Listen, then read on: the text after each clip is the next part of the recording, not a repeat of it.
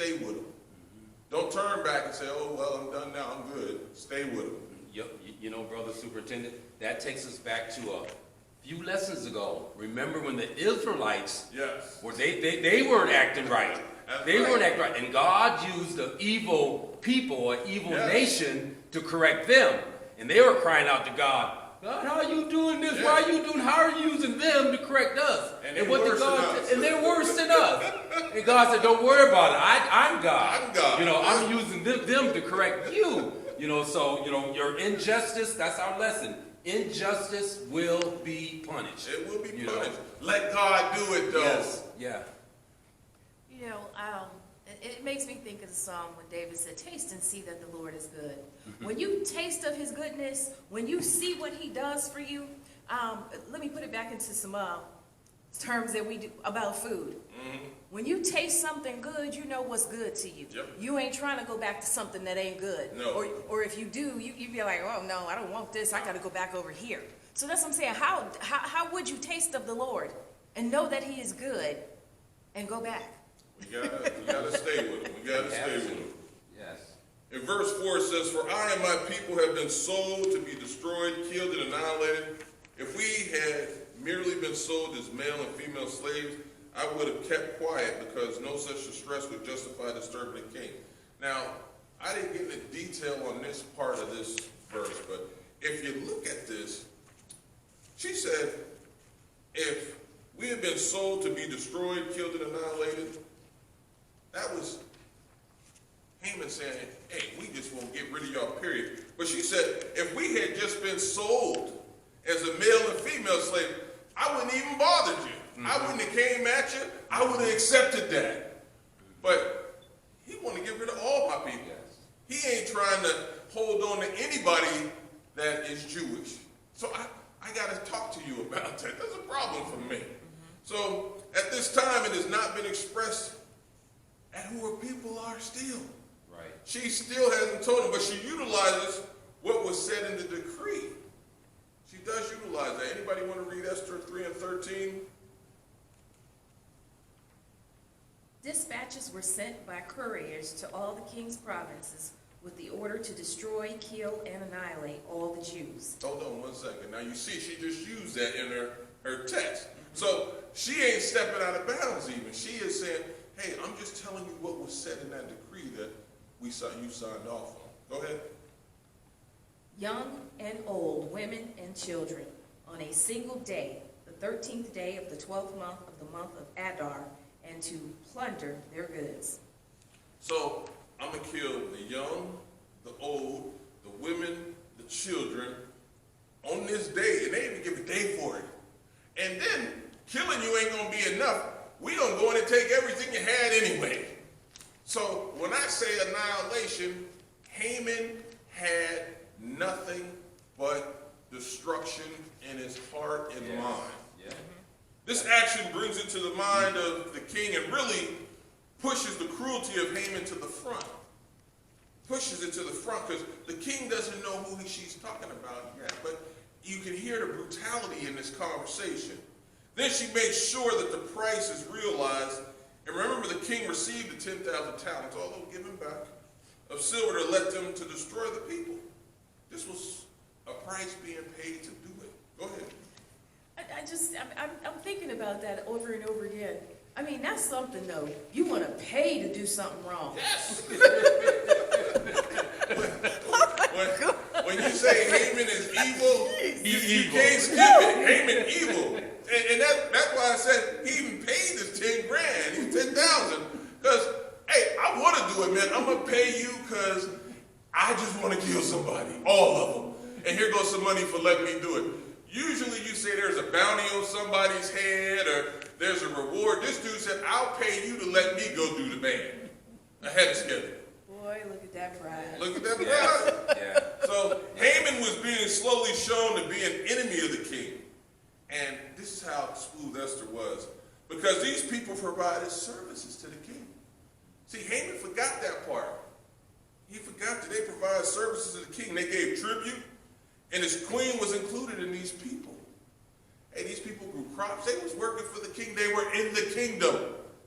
Just like this society here. We provide for this society. They provided for their society. The 10K was not enough because the king gave it back. That wasn't good. Esther accused Haman without name, but by actions. You notice she didn't say name. She was talking about these brutal, cruel actions. Setting them up. Setting them up. Alley-oop. And then put it in the king's lap as to who allowed this. Because she didn't say who allowed this yet. And she didn't say who it was. But she set it up because she's going to place it on the king's lap. Right. And he's going to have to wiggle his hips a little bit to get it off his lap. Remember, the king does not know her people. He still don't know who the people are. So King Xerxes asked Queen Esther, who is he? Where is he? The man who has dared to do such a thing. Now you can go back to chapter 3, 10, and 11, and we read that, but because the king was the one that authorized it. Yeah. He gave him permission to do this. And then said, hey, take the money back. So in 6, Esther said, an adversary. You're going against somebody. An enemy. You're going against somebody. That vile Haman. Hey, I like how she said it too, because it's got an explanation point behind it. She said, that vile Haman. Then Haman was terrified before the king and the queen. Oh my goodness, now I think I see that the queen is Jewish. Oh my goodness. Man, this ain't good. I've been talking about this man's wife like a dog. Oh, and now the king is probably having that eye-opening situation because he starts to realize these things. So Esther told the truth about Haman. She stated the truth, which exposed that he was not a servant of the king. Haman was about Haman. He was not a servant of the king. Haman was actually an enemy of the king because he was into self-interest, truly, and not the king's, or he would not have stated the things he did. See, when he was killing the Jews, he was taken away from the king's kingdom. He was taken away from the work they did, the things they provided, the homage they paid, all those things that go into having a society. Haman said, I want to take them away.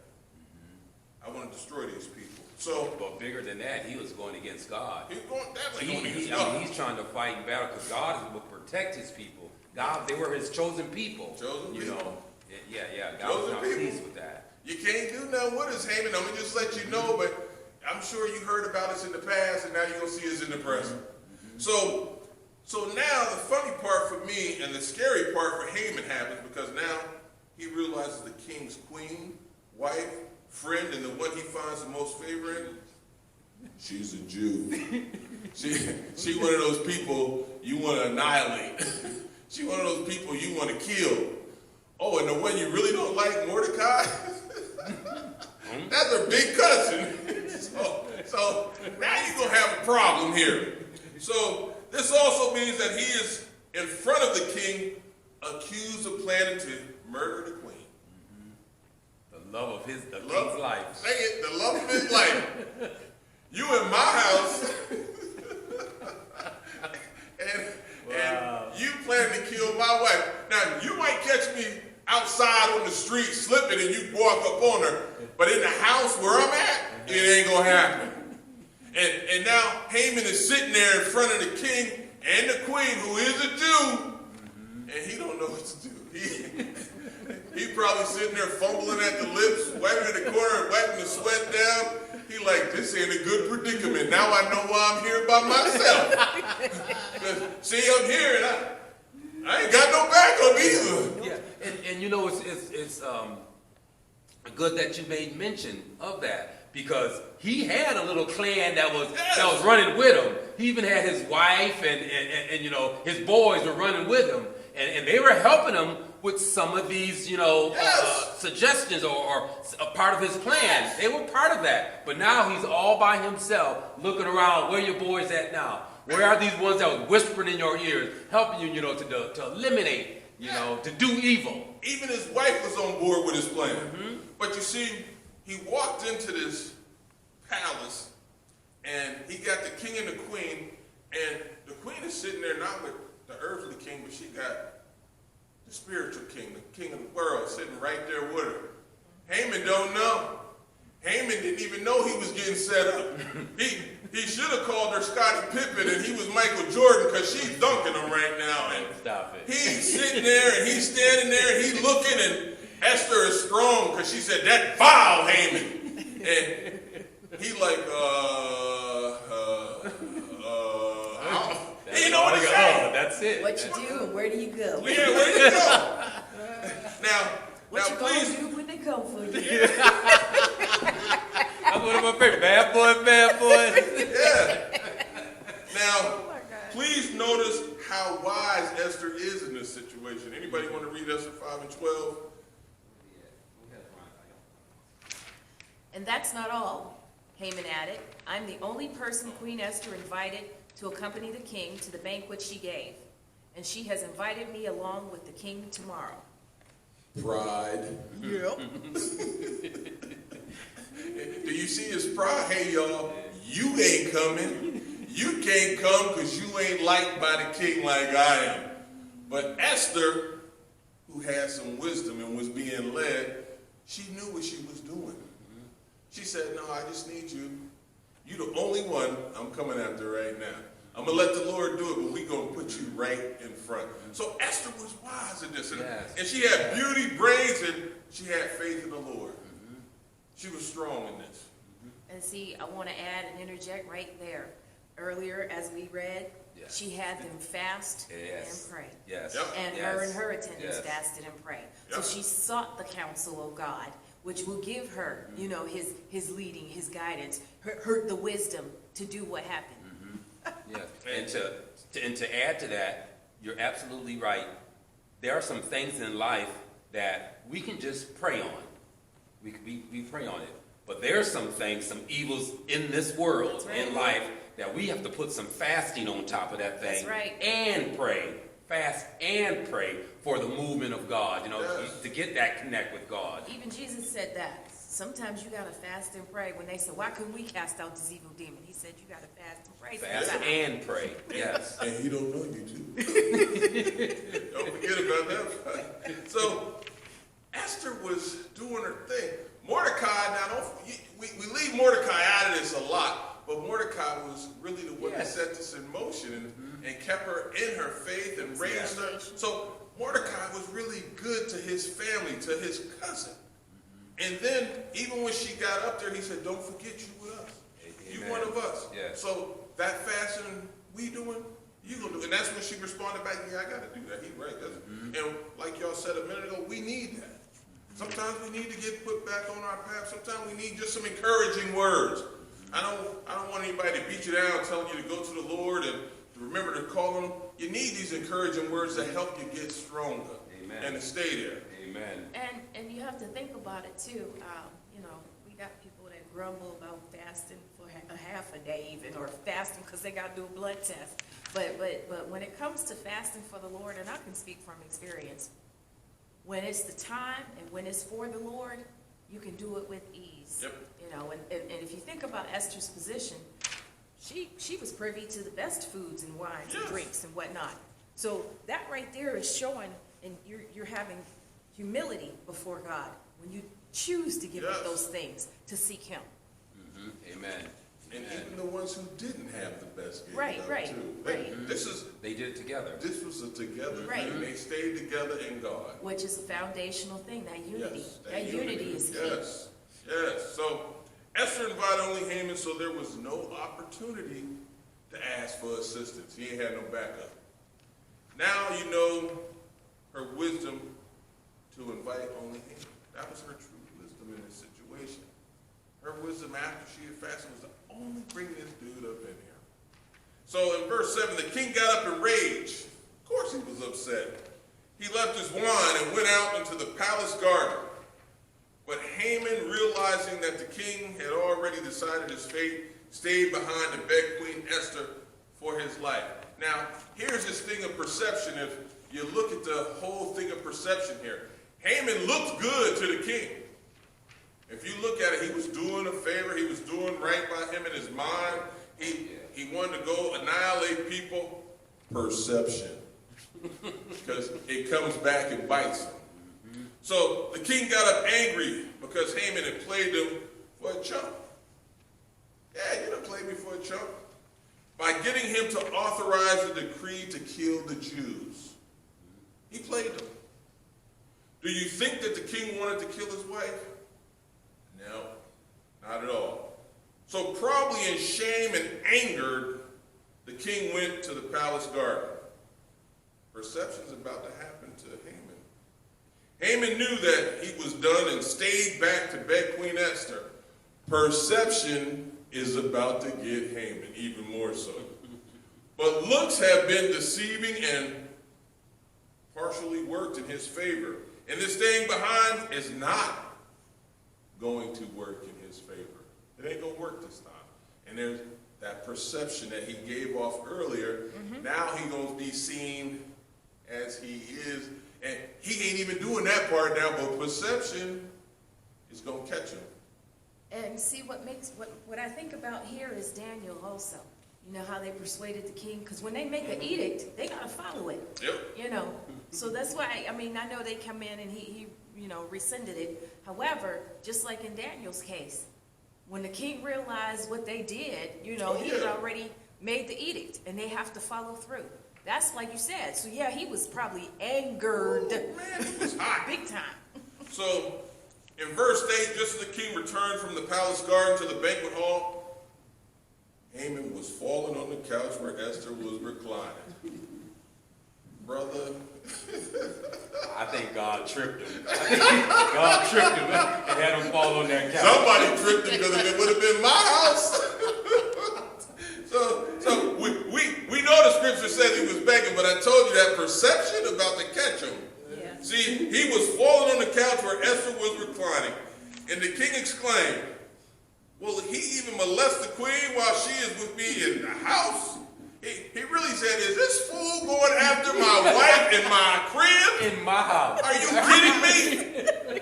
You just said you wanted to kill her and now you're going after her?" So, as soon as the word left the king's mouth, they covered Haman's face. The king returned from the palace garden, although Haman was begging the queen. He was begging her. It did not look that way to the king. I didn't see it that way, Haman. I didn't see you begging my wife. I saw you over there looking like you were doing something else. Yeah. You know how you gave me a perception earlier? The perception you're giving me now, although it may be begging, to me it ain't that. So the perception has changed, and it ain't in Haman's favor. It ain't in his favor. Brother teacher, you mentioned that, and that's a reminder to us. When we're looking at things, don't allow your perception to be blinded by anger. Because when you allow anger to blind you and you look at things, you're not seeing it clearly.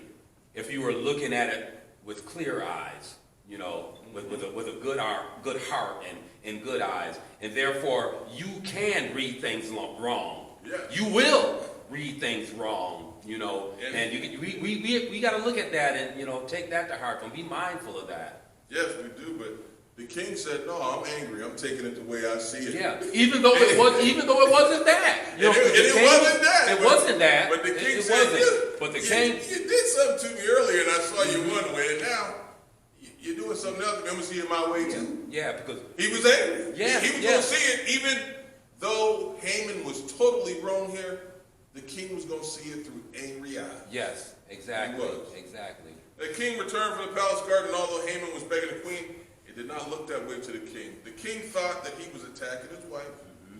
So Haman only got into more trouble. Yeah. The brother started going down that slippery slope, and he was being set up, going down it the whole time. He didn't know. The one you wanted to kill, now you're begging her. You're begging for your life. It's a bad time, Haman. This was not a good look because the king's eyes, he was bold. The king was angry, and you sitting here molesting my wife in my house. You bold, brother. And you are disrespectful, to say the least. So, in my own words, he yoked him up with that and snatched him up. So in verse 9 it says, Then Arbona, one of the eunuchs attending to the king, said, A pole reaching to the height of 50 cubits stands by Haman's house. My God. He had it set up for that Jewish dude over there, Mordecai, her cousin that raised her when her mother and father died. He spoke up to the king. He spoke up. So, what you had planned for somebody else in destruction and evil ways. Be careful. Be careful. Be careful. Your plot to do wrong to somebody, be careful. Yes. Anybody want to read Esther 5:14? His wife Zeresh and all his friends said to him, Have a pole set up, reaching to a height of 50 cubits, and ask the king in the morning to have Mordecai impaled on it. Then go with the king to the banquet and enjoy yourself. The suggestion enlightened Haman, and he had the pole set up. Actually, it's delighted. Yep. So Haman's wife was like, go on and do this thing, baby. Go on and do this evil thing, baby. Yeah. And get it set up for that dude Mordecai. I know you came home the other night and you was talking about how he disrespected you, how he didn't want to do this for you, and I know you want to get him, so let's get him. Let's go get him. Put that pole up right there. So, and then his friends was in this too. Yeah. So I got a whole bunch of people doing evil. Yeah. And it delighted Haman. He felt good about it. Yeah. Oh, Lord, I'm going to kill all these people. I'm going to do all this bad stuff. I was going to pay 10,000 talents. And on top of that, I feel good about myself. He ain't feeling good about himself right now. Once again, teacher, it reminds us we better know our posse. Better know. You better know the people that you're hanging around with and hanging out with. You better make sure there's some godly folks that can give you some godly advice. Yeah, you might need to make some changes. There's an opportunity for growth. Get this lesson. Yeah, you better pay attention. So the Lord was working with his people, and they gave their problem to the Lord. Remember, Mordecai was going to get set up. The Jews were going to get set up, but the Lord was working with his people. In this whole entire situation, the Lord was there. We didn't say his name not once. Not once. He was playing the background. He was making moves without being seen, and sometimes we got to just let the Lord make his moves. Get out the way, let him do what he does, and then you'll receive that blessing and reward that he always provides. Sometimes you're trying to see him, and he's telling you, just let me be me. So, anybody want to read Psalm 103 and 6? The Lord works righteousness and justice for all the oppressed. Mordecai, Esther, all the Jews, annihilated and destroyed, and their goods plundered. They were the oppressed. They were the oppressed. The righteousness part. Even before the Lord does this, Esther, Habadesh, her cousin, Hadassah, her cousin took care of her. Mm-hmm. Took care of her, raised her as his own. It's his own, exactly. And then the Lord puts her in a place. He puts her in a place. She's a queen. Her cousin reminds her, don't forget, you're still a Jew, we still do these things. He says you need to fast. She says, you know what? We do. And I'm going to have my people do the same thing. I didn't forget that my cousin, who's a Jew and loves the Lord, is me too. And God delivers. So, the righteousness and justice, the Lord works righteousness and justice. That righteousness and justice was coming through now. And now we get to the oppressed being rewarded, and that wicked that we talked about earlier, Being punished. we getting to see it being punished. So the king said, impale him on it. Mm-hmm. You know that 50 cubit thing in front of his house that his wife and his friends was cheering about? Exactly. Go put him on it. So they impaled Haman on the pole he had set up for Mordecai.